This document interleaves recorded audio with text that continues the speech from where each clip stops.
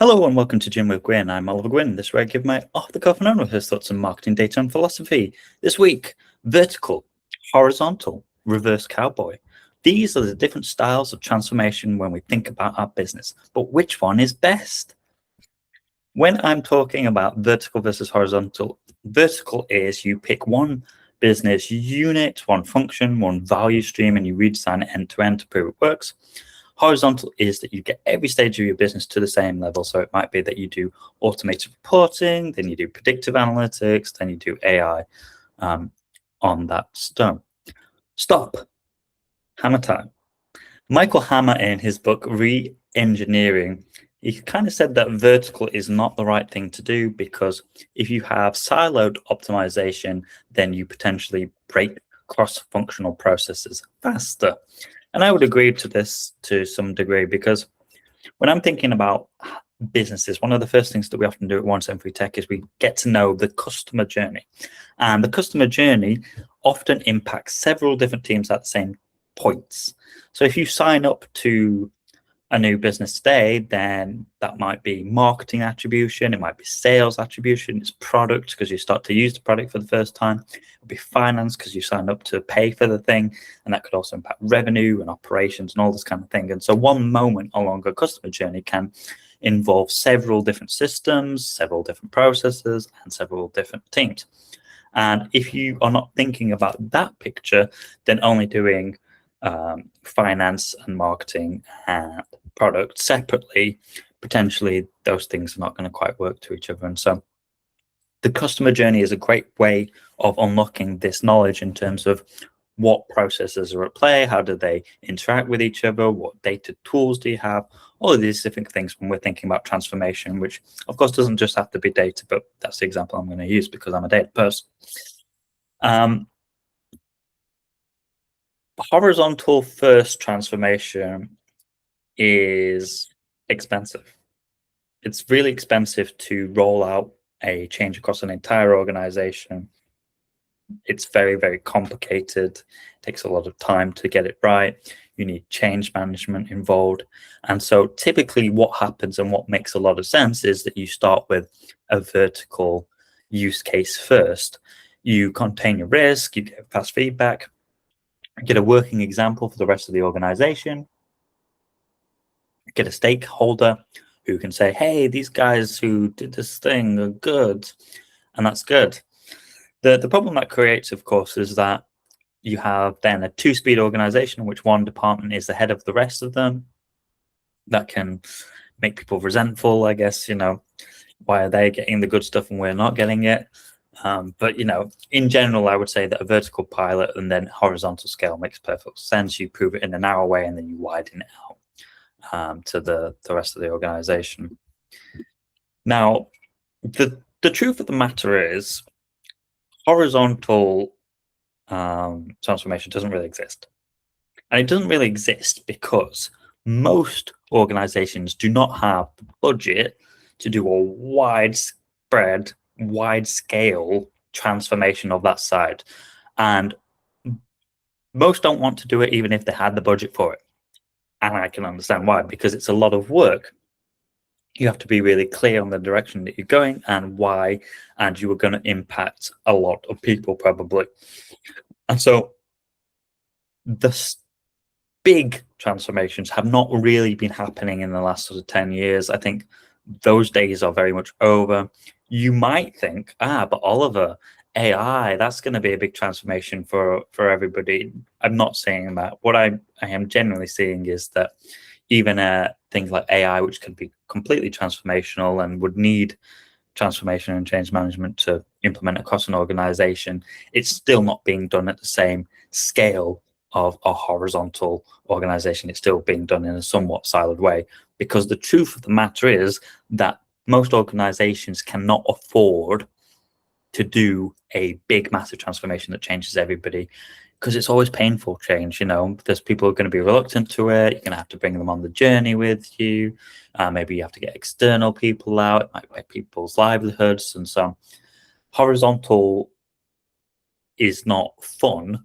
And then typically what that means is that you still end up with a laundry list of different departments, and you have to pick and choose. And so the question is, well, how do you do that? Now, you might think that what I'm going to say is you start off with where you'll make the most money. And I'm going to say that second. But first, what I would actually recommend that you do after you've had a vertical use case that is a strong pilot is that you start to think about quick wins across the organization. And quick wins don't necessarily have to be big, red ticket, exciting, sexy stuff. It's just what can you do in a short amount of time to involve all the different people, get them used to whatever it is that you're changing, and just, involve them in the journey in a nice, easy, quick way where they can see a win and they can be on board with. And then you would look at the money and what's going to have the biggest financial impact. Now, the problem with a lot of impacts is that it's very difficult. It's very pie in the sky type of thinking.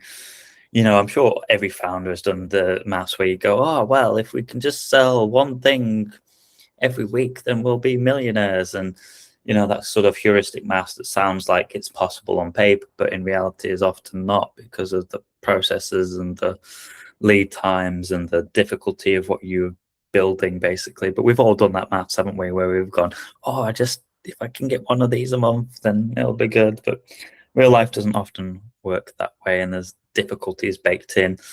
And so when you're looking at numbers and you're looking at business impact, it can often be difficult. The first thing I would say is always go heuristic with your numbers, round them out. They don't need to be so specific. Second would be think about the worst case scenario in the best timeline.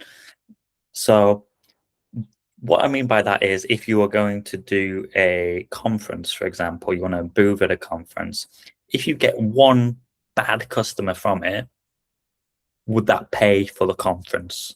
That is the worst case scenario in the best timeline where something positive still happens. If you were going to spend 20 grand on online advertising, can you get all of your money back with just 1% return or even 0.5% of a return? And typically, I'm always looking for 10 to 1 feedback on anything that we're doing.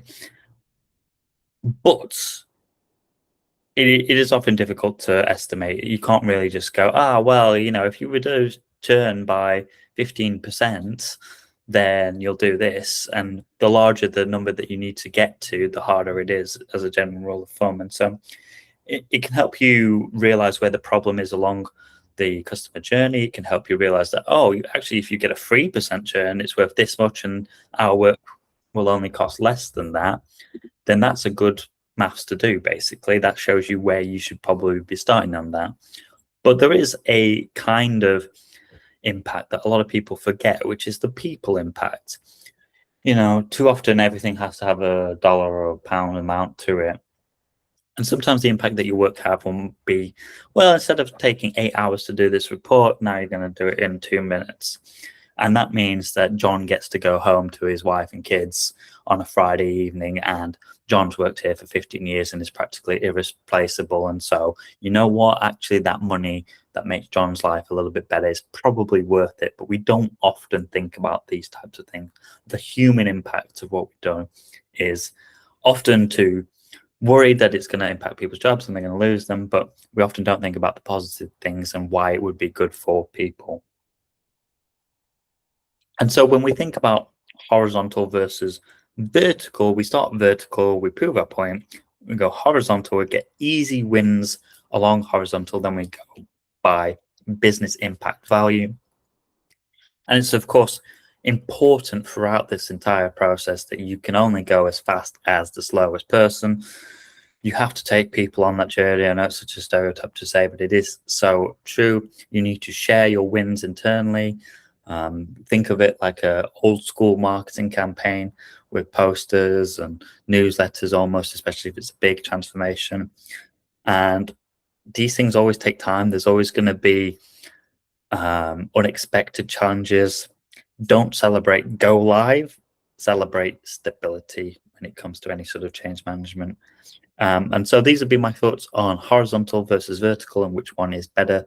The practical implication is that you do a little bit of both.